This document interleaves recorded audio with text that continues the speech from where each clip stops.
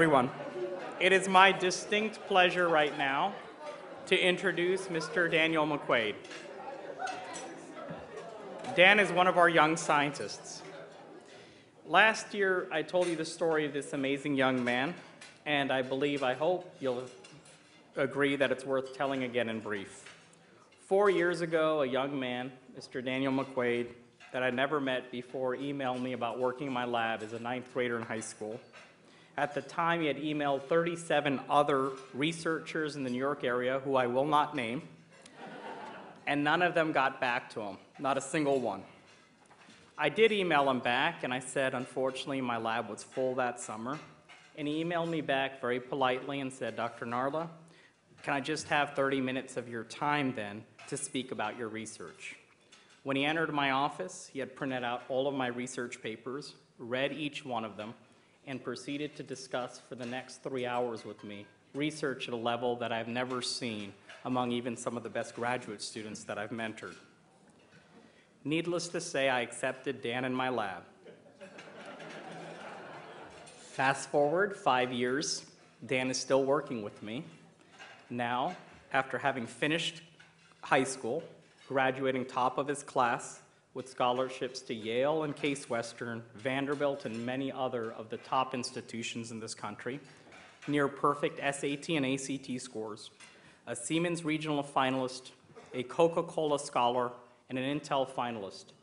He met President Barack Obama, met the president and the head of our National Cancer Institute, Harold Varmus, and in total has been awarded over $100,000 in scholarships to support college.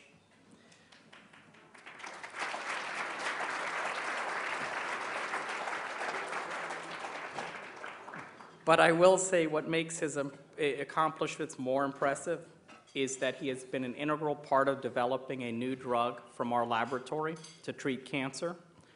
And his hard work and his mentoring him has been one of the greatest honors of my scientific career.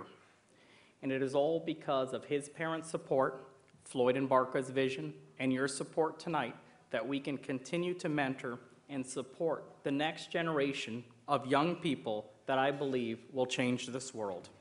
Dan, please come up.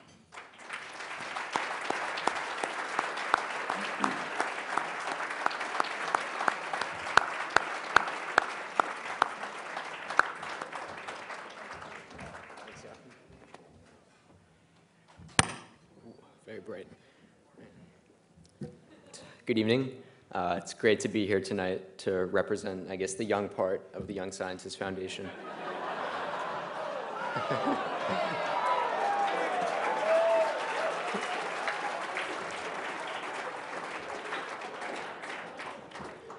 So I went to a high school where a lot of kids got involved in scientific research and earned their spots in labs around New York City, kind of like Goutham and Anna's when they started out at Sinai.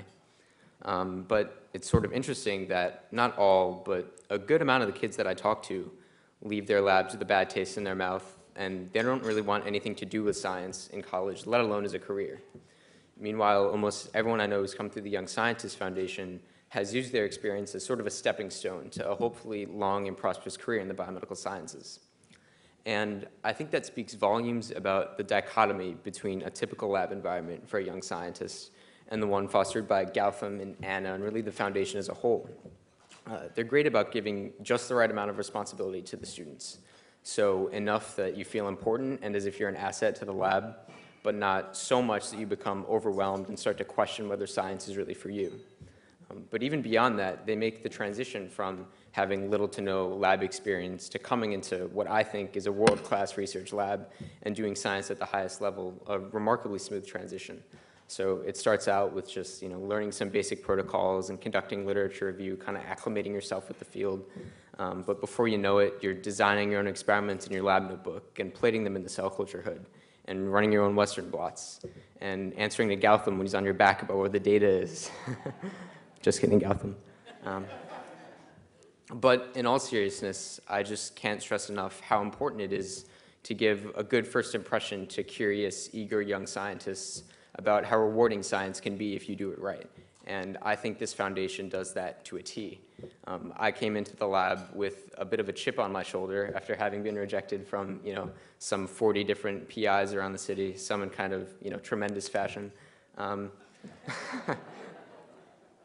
But it didn't take long after meeting Goutham for me to really immerse myself in the research and discover how much I really love the biomedical science. And it kind of brought out this sort of passion in me that I didn't even know was there. And I've been really lucky that Goutham has enabled me to continue that passion for the duration of the year that I've been at Case Western so far. To most people, it's sort of inconceivable that a PI of his status would allow someone with a high school degree that amount of freedom in the lab. But Goutham did it without a second thought, and that speaks to the type of mentor that he is. His caring and his support for the young scientists is second to none, and that's reflected in all of the success stories that we've had in the lab. And I can only hope that this foundation continues to do all the good work that they're doing, because it's not only changed my life, it's impacted every single person that's come through this foundation. And I just really want to express the utmost gratitude to the board, everyone who put this event together tonight, and all of you here for supporting this foundation, because it's done more for me than I could ever tell you in this 3-minute speech. So thank you very much.